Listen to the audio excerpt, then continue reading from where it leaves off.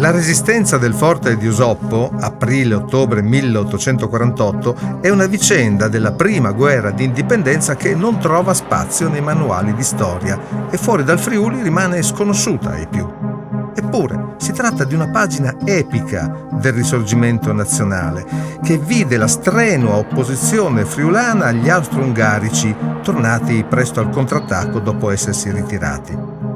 Nel fatidico 48, caduti gli ultimi baluardi dopo la gloriosa ma effimera liberazione dal giogo austriaco, in Friuli resisteva Osoppo, luogo fortificato sin dall'antichità e luogo che permetteva di controllare dunque gli accessi dall'arco alpino orientale sino all'Adriatico.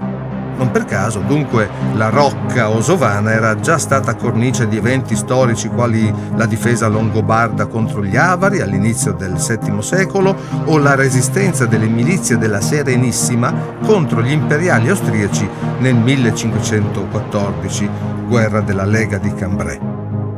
I napoleonici, dal canto loro, consci dell'importanza del sito, lo rafforzarono durante le campagne d'Italia a cavallo tra 7 e 800.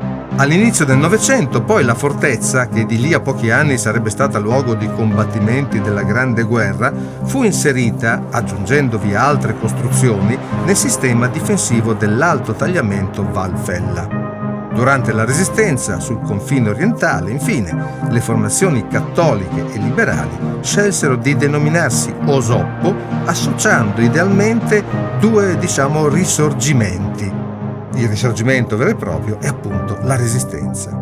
Monumento nazionale dal 1923, il forte di Osoppo smilitarizzato nel 1951 e poi divenuto sede di eventi culturali e di interesse turistico.